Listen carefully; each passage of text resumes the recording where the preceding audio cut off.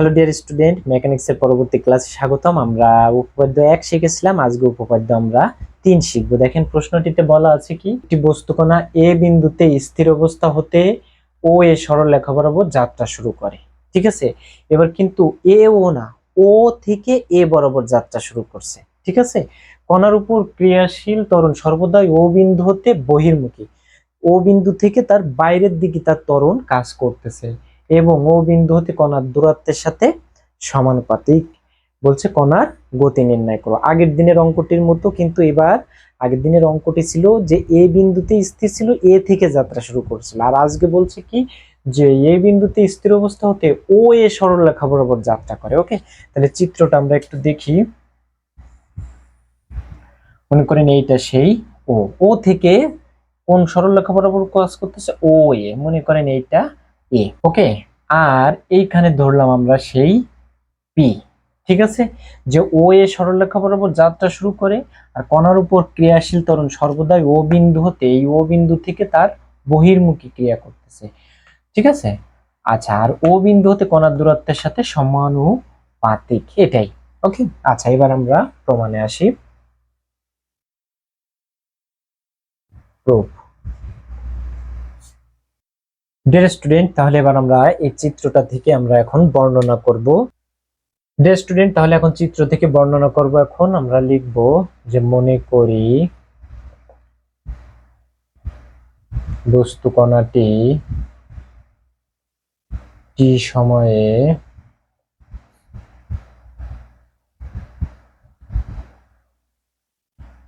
P বিন্দুতে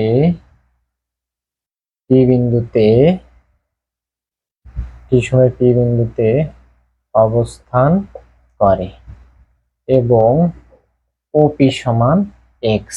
এই ওপি সমান হচ্ছে কত দূরত্ব ধরলাম আমরা, এক্স। ঠিক আছে, আরেকটি জিনিস ধরি, এবং ও এ, এই ও এ ডিস্টেন্সটাকে আমরা ধরলাম এ, তার মানে এইটুকুকে এ ধরলাম আর এই টোটাল টুকুকে কত ধরতেছি আমরা, এক্স। ঠিক আছে, আচ্ছা, এখন কি লিখবো, অতএব গতীয় সমীকরণ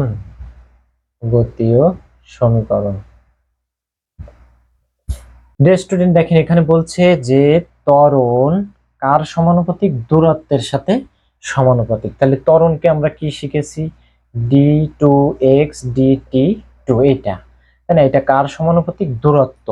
তাহলে টি সময়ে যে দূরত্ব অতিক্রম করতেছে সেটাকে কত ধরেছি আমরা, এক্স। তাহলে এটা সমানুপাতিক হবে, তাই না। সমানুপাতিক হইলে এখানে একটা ধ্রুবক দিয়ে আমরা মানে সমানুপাতিক তুলে দিয়ে একটা ধ্রুবক দিই, ধ্রুবক উঠিয়ে দিয়ে আমরা কি দেব, মিউ এক্স দেব। ঠিক আছে, সমানুপাতিক তুলে দিয়ে কি দেব, একটা মিউ এক্স ধ্রুবক দেব। এখন ডিয়ার স্টুডেন্ট দেখেন, এইটা কিন্তু কেন্দ্রমুখী বলিনি, বলেছে ও বিন্দু হতে বহির্মুখী। যদি ও বিন্দুর অভিমুখে বলতো তাহলে এটা সেন্ট্রিক হতো, মানে এই ত্বরণটা তখন নেগেটিভ নিতাম আমরা, বুঝছেন। কিন্তু বলেছে কি ও বিন্দুর বহির্মুখী, মানে ও বিন্দুর বাইরের দিকে। ক্লিয়ার? হ্যাঁ, তার মানে যে বরাবর যাচ্ছে সেই বরাবরই তার ত্বরণ ক্রিয়া করতে। এটা এমন নয় যে ও বিন্দুর দিকে কাজ করতেছে। ক্লিয়ার? যেহেতু ও এ বরাবর সরলরেখা বরাবর যাত্রা করতেছে। ক্লিয়ার? সো এখানে আমরা কি দিব না, মাইনাস দেব না এবার। ওকে, আচ্ছা, তাহলে বস্তুর গতীয় সমীকরণ ত্বরণ সমান হচ্ছে দূরত্বের সমানুপাতিক। Very good.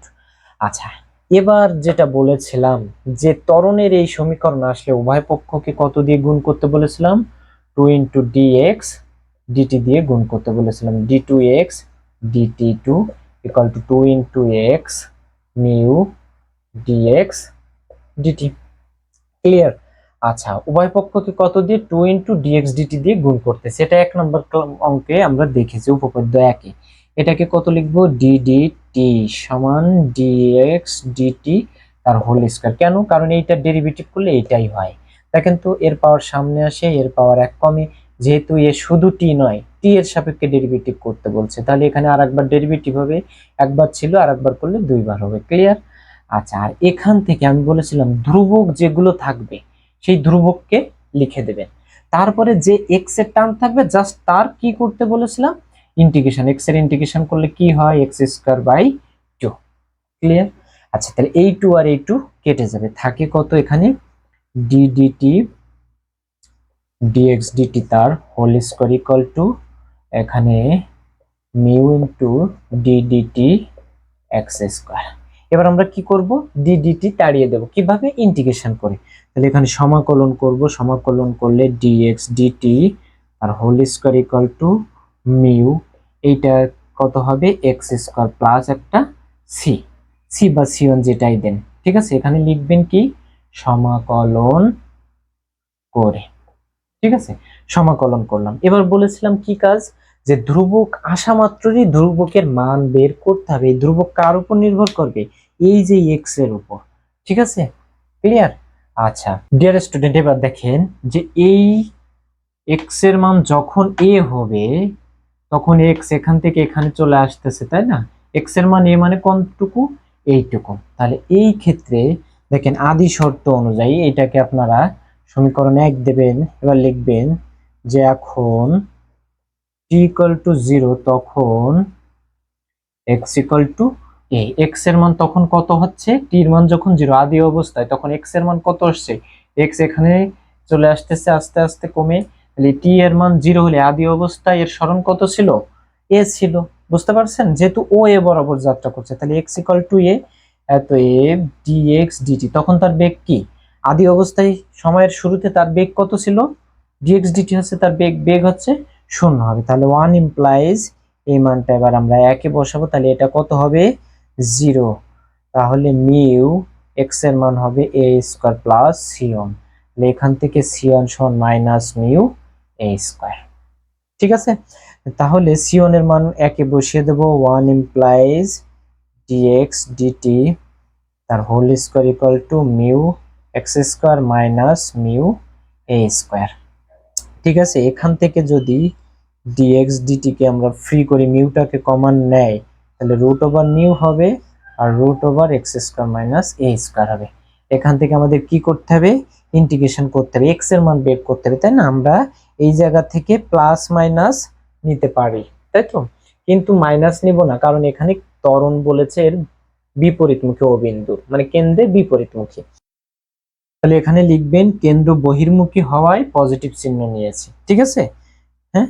আচ্ছা এবার হচ্ছে আমরা কি করব, তাহলে dx dt সমান, এইটাকে আমরা x কে x এর জায়গায় নিয়ে আসবো, তাহলে আমরা ই করি x কে x square minus a square equal to root mu dt, ঠিক আছে কি ডিয়ার স্টুডেন্ট। তাহলে এবার আমরা এটার কি করব, সমাকলন করব। সমাকলন করলে এটা কি হবে, cos, এটা কিসের ফর্মুলা, ইন্টিগ্রেশন করলে cos ইনভার্স, ঠিক আছে, cos inverse x by a, ঠিক আছে, plus c one equal to root mu t লিখলাম।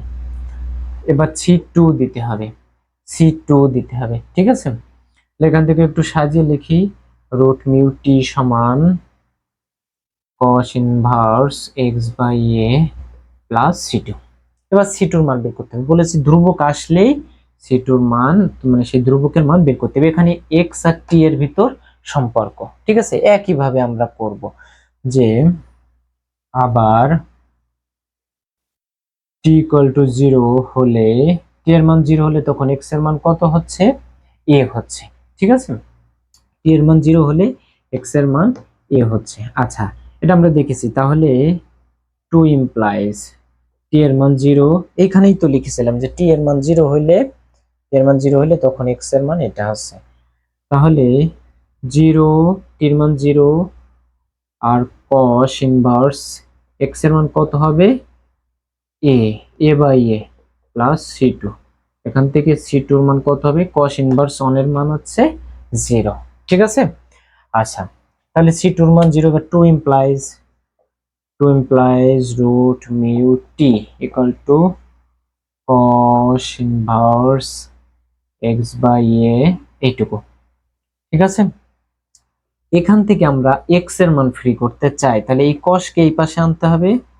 এটা কিন্তু হাইপারবোলিক, মোস্ট ইম্পর্ট্যান্ট, এটা কিন্তু cos না, হাইপারবোলিক, ঠিক আছে।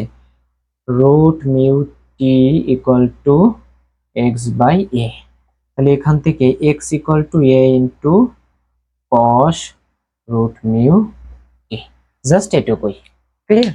ডিয়ার স্টুডেন্ট, তাহলে লিখবেন এটি বস্তুর গতীয় সমীকরণ। এটি বস্তুর গতীয় সমীকরণ। সেই এক্স এর মান ফ্রি করলে হয়ে যাচ্ছে এখান থেকে, ঠিক আছে? এই যে এটা, আশা করি বুঝতে পারছেন। এবার আমরা আরেকটি উপপাদ্য করব। ডিয়ার স্টুডেন্ট, এবার আরেকটি প্রশ্ন নিয়েছি, দেখেন উপপাদ্য 4 বলা আছে যে একটি বস্তুকণা এ বিন্দুতে স্থির অবস্থা হতে, এবার কিন্তু ও এ না, এ ও বরাবর বলা আছে, ঠিক আছে? এ ও সরলরেখা বরাবর যাত্রা শুরু করে, কণাটি ত্বরণ ও বিন্দু মুখী, এবার কিন্তু ও বিন্দু মুখী, এর বিপরীত মুখী না, তাহলে এটা সেন্ট্রিক, তাহলে এর ত্বরণ বেগ সব কি নেব, নেগেটিভ নেব, ওকে?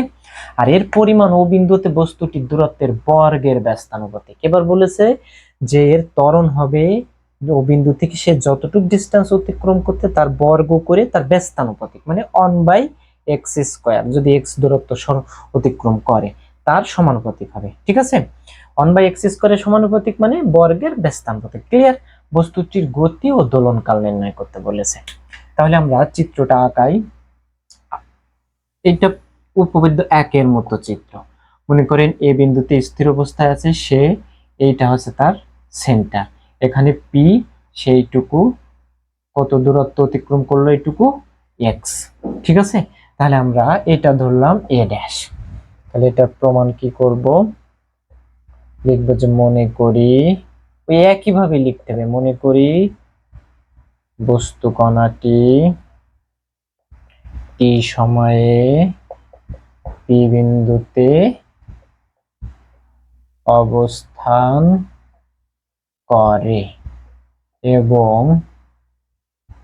ওপি সমান এক্স, এবং ওপি সমান এক্স। তাহলে অতএব গতীয় সমীকরণ, গতীয় অন্তরক সমীকরণ লিখতে পারেন, গতীয় অন্তরক সমীকরণ, একবারে লিখব গতীয় অন্তরক সমীকরণ। গতীয় অন্তরক সমীকরণ বলেছে যে এর বস্তুটির দূরত্বের বর্গের ব্যস্তানুপাতিক কি, ত্বরণ। তাহলে ত্বরণ হচ্ছে d2x dt2, এটা সমানুপাতিক হবে 1/x², তাই তো? আমরা ডিরেক্ট সমীকরণটা লিখতে চাচ্ছি, তাহলে d2x dt2 ইকুয়াল টু, এটা কত হবে, একটা মিউ দেব 1/x², যেহেতু এটা সেন্ট্রিক তাহলে এখানে কি লিখব, মাইনাস, ব্যাস। তাহলে অন্তরক সমীকরণ আসবে d2x dt2 equal to minus mu by x², যেহেতু বর্গের ব্যস্তানুপাতিক বলেছে, এখানে ব্যস্তানুপাতিক হলে রিভার্স হয় 1/, ওকে? আচ্ছা, এইবার সেই যে ত্বরণ থাকলে আমি যেটা বলেছি কত দিয়ে গুণ করবেন, 2 ইন্টু dx dt দিয়ে উভয় পক্ষে গুণ করতে হবে আমাদের, minus mu by x², 2 dx dt, okay? আচ্ছা, এটাকে টানা মুখস্থ সবসময় লিখতে বলেছি কত, d dt dx dt তার হোল স্কয়ার, ওকে? আচ্ছা, এখানে ধ্রুবক যেটা ছিল সেটাকে লিখতে বলেছি, এখানে ছিল ধ্রুবক আছে -2 মিউ, ওকে? আচ্ছা, আর বলেছি শুধু x এর ইন্টিগ্রেশন, তাহলে এখানে আছে 1/x², মানে x ইনভার্স 2, তাহলে এর ইন্টিগ্রেশন করলে এটা হবে কত হবে, তাহলে এটা ক্যালকুলেট, তাহলে হচ্ছে এখানে হচ্ছে x ইনভার্স 1 আর এখানে -1, তার মানে কি -1/x হচ্ছে, এখানে লিখবো d dt দিয়ে কত, -1/x। বুঝতে পারছেন কিনা? ক্লিয়ার? ডিয়ার স্টুডেন্ট, তাহলে দেখেন এই মাইনাস আর এই মাইনাস কি হচ্ছে, কেটে যাচ্ছে, তাই না? তাহলে d dt dx dt তার হোল স্কয়ার ইকুয়াল টু, এই মাইনাস কেটে যাচ্ছে, তাহলে থাকছে শুধু মিউ d dt, এখান থেকে 1/x। এবার আমরা ইন্টিগ্রেশন করব, করলে d dt চলে যাবে, তাহলে কত হবে, dx dt তার whole square equal to mu by x plus, sorry 2 থাকবে, এখানে 2 থাকবে, 2 তো আর কাটা যাচ্ছে না, তাই না? তাহলে 2 mu by x plus c লিখলাম, ধ্রুবক, ওকে? এটাকে একটা সমীকরণ দেব। এখন আমাদের কাজ কি, এই ধ্রুবকের মান বের করতে হবে। তাহলে দেখেন ধ্রুবকের মান বের করতে গেলে কার উপর ডিপেন্ড করবে এই ধ্রুবকের মান, এখানে সেই এক্স এর উপর, ঠিক আছে?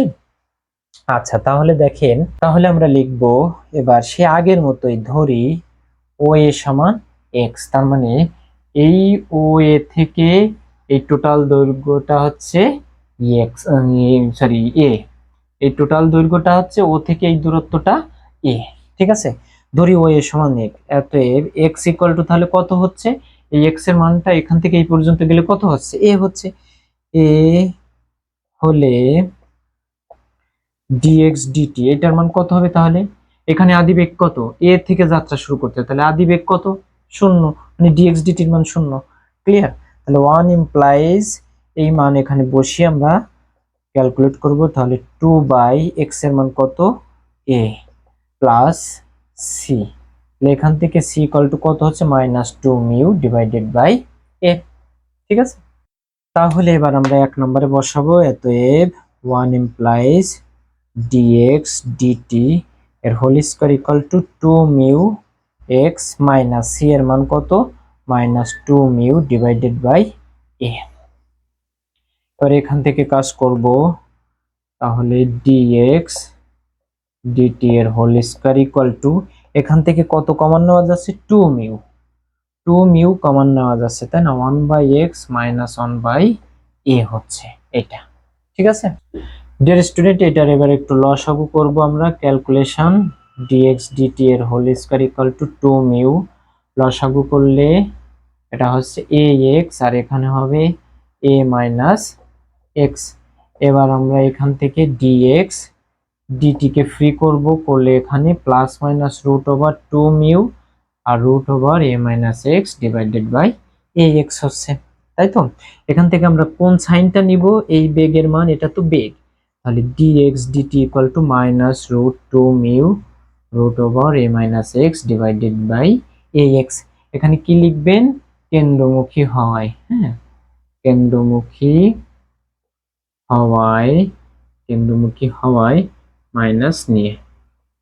ঠিক আছে, এবার আমাদের কি করতে হবে, ভেরিয়েবল সেপারেবল, মানে x এর জায়গায় x আর y এর জায়গায়, মানে t এর জায়গায় t নিয়ে ইন্টিগ্রেশন করে মান বের করতে হবে আমাদের। ওকে ডিয়ার স্টুডেন্ট, তাহলে আমরা এখানে দেখেন এই dx এটাকে এই পাশে আনবো, a minus x divided by ax আর equal to minus root 2 mu dt। আমরা রুট 2 মিউ এই ডিটি কে রাখি আর এই মাইনাসটা এই পাশে দিয়ে দেয়, মাইনাসটা এই পাশে দিয়ে দিলে এটা গুণ দিয়ে উল্টে যাবে না, তাহলে কত হবে root over ax divided by a minus x dx, তাই না। ঠিক আছে, আচ্ছা ডিয়ার স্টুডেন্ট, এখন দেখেন এই এটা হচ্ছে ধ্রুবক, তাই না, তাহলে এটাকে যদি আমরা রুটের বাইরে আনি এই উপরের থেকে, তাহলে এখানে একটা রুট এ হবে, ওই রুট এটাকে আমরা এই পাশে নিয়ে আসি একবারে, 2 mu divided by a, 2 mu divided by a dt equal to minus root over x divided by root over a minus x dx। Clear, আচ্ছা এইবার আমাদের এখান থেকে ইন্টিগ্রেশন করতে হবে, তাহলে আমি বাম পাশে একটু মুছে দেব, দিয়ে ইন্টিগ্রেশন করব। এখন দেখেন এইটার ইন্টিগ্রেশন করলে কত হবে, 2 mu divided by a root আর এটা t, আর ডান পাশে মাইনাস থাকবে integration root x divided by root over a minus x dx। এখানে লিখবেন সমাকলন, সমাকলন করে। ঠিক আছে, আচ্ছা এবার দেখেন এই আকারের কি কোনো ইন্টিগ্রেশনের সূত্র আমরা শিখেছি, নিশ্চয় না, তাহলে এই ক্ষেত্রে আমাদের ইন্টিগ্রেশনের সূত্র তৈরি করে তারপরে আমাদের সূত্র অ্যাপ্লাই করতে হবে। এখন একটা জিনিস দেখেন, যদি এরকম রুটের ভিতরে মাইনাস থাকে, আমরা এটাকে কনভার্ট করব কিসে, দেখেন sine square theta plus cos square theta equal to 1, এখান থেকে সাইন কে ফ্রি করলে root over 1 minus cos square, বা কজ কে ফ্রি করলে root over 1 minus sine square, তাই না, যেটাকেই ফ্রি করেন। দেখেন রুটের ভিতরে রাশিটা এইটার সাথে মিল করবেন, যদি এইখানে এইখানে মাইনাস চিহ্ন থাকে, এখানে মাইনাস আছে না, তাহলে এক্স এর জায়গায় আমি যদি কজ স্কয়ার অথবা সাইন স্কয়ার লিখি, তাহলে 1 মাইনাস কজ স্কয়ার বা 1 মাইনাস সাইন স্কয়ার তৈরি করা যাবে। ঠিক আছে, কিন্তু এখানে একটা এ আছে, তাহলে এখানে এ না থাকলে তো আর এ বাইরে নিয়ে আসা যায় না, রুটের বাইরে, বুঝতে পারছেন। তাহলে সঙ্গত কারণে এক্স ইকুয়াল টু কত ধরতে হবে, এ কজ স্কয়ার থিটা, যেহেতু এখানে স্কয়ার নেই তাহলে কত ধরতে হবে, অবশ্যই স্কয়ার ধরতে হবে। এখন আপনি চাইলে x equal to a cos square অথবা x equal to a sine square theta ধরতে হবে। যদি এখানে 1 থাকতো তাহলে এ আর ধরা লাগতো না, ডিরেক্ট এক্স এর মান সাইন বা কজ লিখলেই আমরা রুট আর স্কোয়ার ক্যান্সেল হয়ে যাবে। কারণ কি 1 মাইনাস কজ স্কোয়ার মানে সাইন স্কোয়ার, রুট আর স্কোয়ার ক্যান্সেল হয়ে সরল হয়ে গেল না, বুঝতে পারছেন? আর যদি এখানে প্লাস থাকে তাহলে ধরতে হবে কোনটা, sec square theta minus tan square theta সমান হচ্ছে 1, তাহলে সেক থিটা সমান root over 1 plus tan square theta. যদি প্লাস থাকে তাহলে অবভিয়াসলি কত ধরতে হবে, ট্যান, কিন্তু মাইনাস থাকলে আপনি সাইন বা কজ যে কোনোটাই নিতে পারেন। ক্লিয়ার? আচ্ছা, তাহলে আমরা এবার ধরে নেব, ধরে তা কনভার্ট করে তারপরে হচ্ছে ইন্টিগ্রেশন। তাহলে আমরা এখানে লিখব ধরি x ইকুয়াল টু a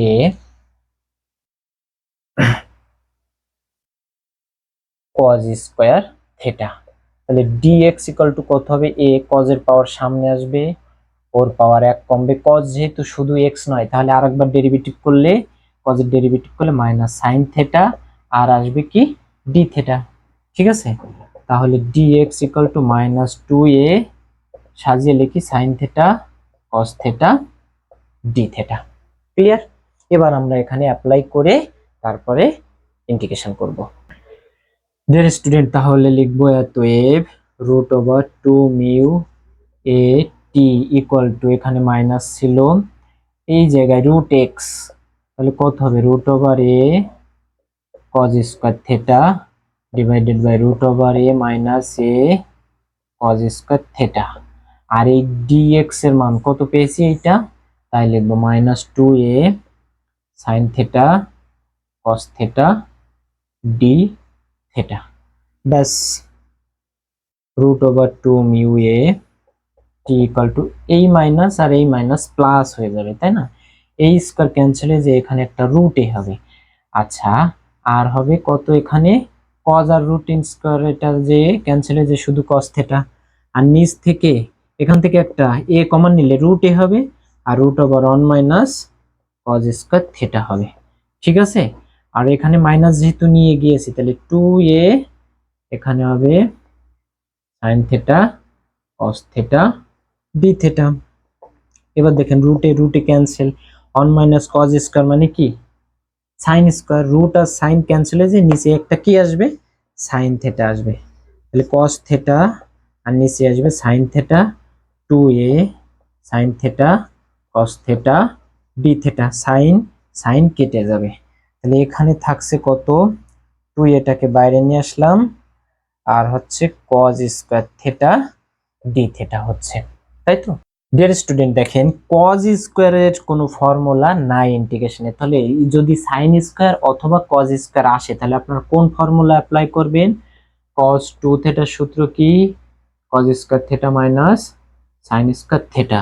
তাহলে এখানে আছে কজ স্কয়ার, তাহলে এই সাইন স্কয়ার মানে কত 1 মাইনাস কজ স্কয়ার, তাহলে ওই মাইনাসে মাইনাসে প্লাস হয়ে যাবে, তাহলে এটা কত লিখতে পারি 2 কজ স্কয়ার থিটা মাইনাস 1। এখান দেখে দেখেন তাহলে কজ স্কয়ার থিটা এখানে এটা যদি ফ্রি করি 2 cos স্কয়ার থিটা সমান 1 প্লাস cos 2 থিটা, এইটা হলে আমরা ইন্টিগ্রেশন করতে পারবো। ঠিক আছে, এখানে লাগবে কত একটা 2, তাই তো? তাহলে এই 2টাকে এখানে নিয়ে যাই, বুঝতে পারছেন? আচ্ছা, তাহলে আমি এই পাশে লিখি root over 2 mu a t equal to a into, তাহলে এই 2 cos স্কয়ার থিটা এটার ফর্মুলা কত লিখবো 1 প্লাস cos 2 থিটা, একবারে লিখে দিলাম আমি 1 plus cos 2 theta d theta. তাহলে কত হবে রুট ওভার 2 মিউ এ টি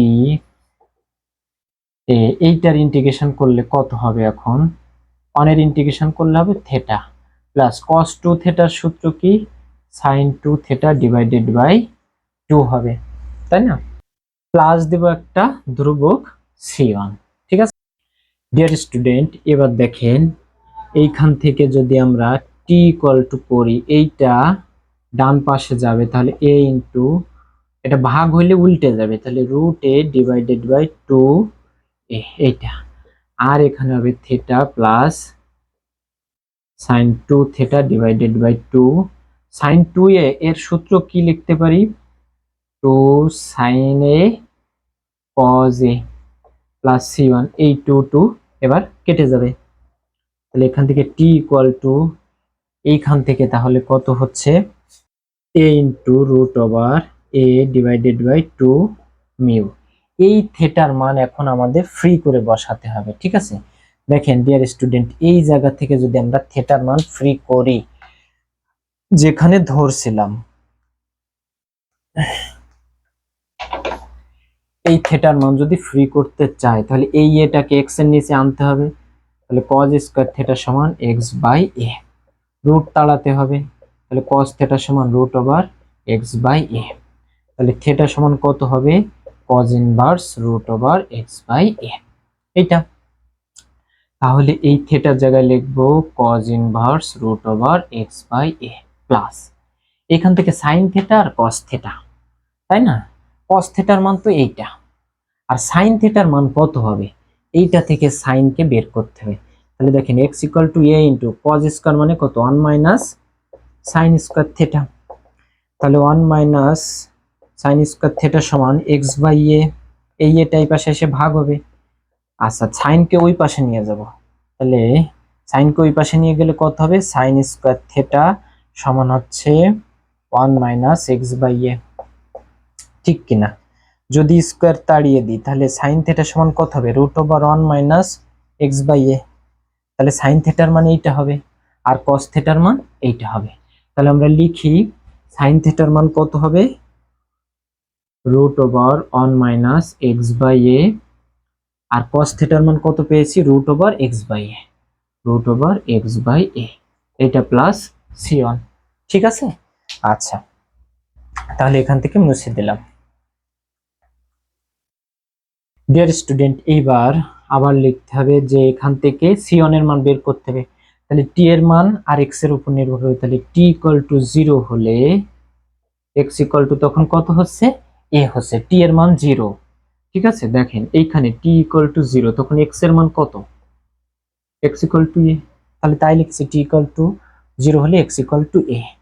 এত এটাকে সমীকরণ 2 দিই, তাহলে 2 implies 0 equal to a into root over a divided by 2 mu। এখানে x এর মান a, তাহলে cos ইনভার্স কত হচ্ছে, a কেটে যায় 1 প্লাস এখানে x এর মান a মানে 1 1 0, তাহলে এটা টোটাল 0 হচ্ছে প্লাস c1। তাহলে দেখেন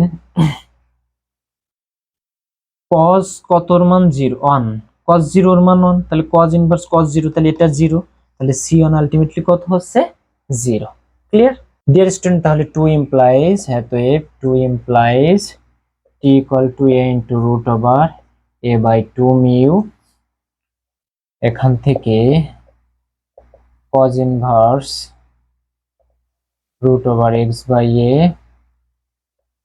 plus root over 1 minus x by a root over x by a plus 0। তো 0 আর দেওয়া লাগে না, শুধু এইটুকুই লিখলে হচ্ছে, তাই t equal to এটা। ওকে ডিয়ার স্টুডেন্ট, এখন বইয়ে যে কাজটা করছে যে এই এটাকে এর সঙ্গে আর এর সঙ্গে গুণ করছে, তাহলে লেখা যায় 2 এইটা এখানে এইটা এর সাথে গুণ হইলে a cos inverse root over x by a plus এইটার সঙ্গে যদি গুণ করি আমরা, তাই না। তাহলে দেখেন এইটা লসাগু করলে কত হয়, রুট ওভার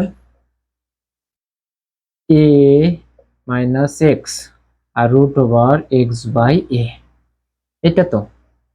আচ্ছা root over a by 2 mu a cos inverse root over x by a plus এই রুটের থেকে একটা a আর এই রুট ওভার a, তাহলে নিচে কত হয়, a স্কয়ার হয়, মানে রুট এ গুণ করলে কত হয় a, তাহলে এ কেটে যায়, তাহলে এখানে থাকে x into a minus x, একটা রুটের ভিতর লিখতেছি x into a minus x, ঠিক আছে, একটা রুটের ভিতর লিখতে পারি। ডিয়ার স্টুডেন্ট, তাহলে আর একটু ক্যালকুলেশন করি, root over a by 2 mu এখানে a cos inverse root over x by a plus এটা হবে root over ax minus x square. এটাই হচ্ছে আমার কি t equal to, okay t equal to এটা, ব্যাস। ডিয়ার স্টুডেন্ট, এখন দেখেন যখন বস্তু কণাটি এইখান থেকে টি সময়ে এই ও বিন্দুতে পৌঁছাচ্ছে, তাই না? এখানে টি ইকুয়াল টু টি টি সময়ে, তাহলে এইখানে এর বেগ কি শূন্য হয়ে যাচ্ছে? নিশ্চয় না, বেগ শূন্য হয়নি। আমরা দেখেছি ডিএক্স ডিটির মান বের করেছিলাম, ওখানে ওখানে শূন্য হয়নি, টি এর মান টি হইলে। ক্লিয়ার? আচ্ছা, তাহলে লিখবেন যে এখন ইকুয়াল টু 0 হলে x ইকুয়াল টু 0 হলে বস্তুটি ও বিন্দুতে পৌঁছায়,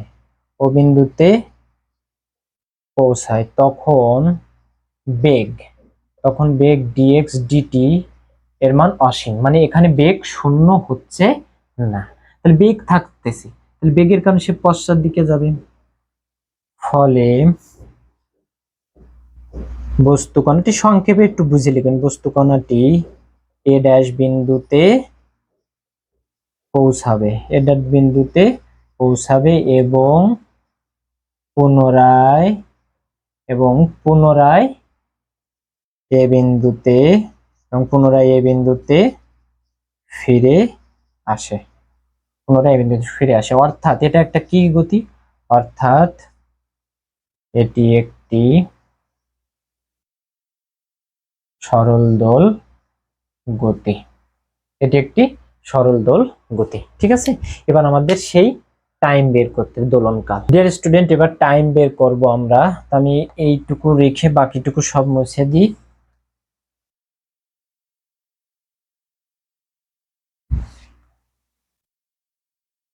এটা ছিল টি এর মান, তাই তো? সময় বের করতে আমরা দেখেছিলাম যে এইখান থেকে এইখানে আসতেছে টি সময়, এইখান থেকে এখানে আসতেছে টি সময়, মানে একই দূরত্ব, তাই না? তাহলে এইখান থেকে এইখানে ফিরে গেলে সে কয়টা টি অতিক্রম করতেছে? 4টা টি। তাহলে দোলনকাল হবে কি? একটি পূর্ণ স্পন্দন সম্পন্ন হতে যে টাইম লাগে তাকে বলা হয় দোলনকাল। ঠিক আছে, তাহলে এখানে লিখবেন সেকেন্ড পার্ট। ঠিক আছে, এইটাকে একটা সমীকরণ দিবেন। ওইটা যদি 2, 3, এটা কত নম্বর সমীকরণ ছিল আমি জানি না, যদি ওটা 2 নাম্বার থাকে এটা 3 নাম্বার দিবেন। ঠিক আছে, আচ্ছা, তাহলে এখন দেখেন 3 নং এ x ইকুয়াল টু 0, x এর মান 0, এখানে এটা ছিল p, এইটুকু ছিল x এর মান যখন 0 তখন বস্তুটি কোথায় অবস্থান করে? এই বিন্দুতে, ও বিন্দুতে, সেন্টারে। 3 নং এ x ইকুয়াল টু 0 বসালে আমরা এ হতে ওতে আসার সময় টি পাবো। অতএব 3 ইমপ্লাইজ টি এর মান 0 আর x এর মান 0, সরি, x এর মান 0 বসাতে হবে। তাহলে t ইকুয়াল টু x এর মান যদি 0 বসাই, cos ইনভার্স 0, তাই না? তাহলে √a টু মিউ, এখানে a ইনটু cos ইনভার্স, এটা 0 প্লাস এটা 0, তার মানে এটা 0, এটা টোটাল 0। আচ্ছা, তাহলে t ইকুয়াল টু কত হচ্ছে? √a টু মিউ, cos কতর মান 0, cos ইনভার্স cos 90 এর মান 0, এটা কেটে গেল, তাহলে কত হবে?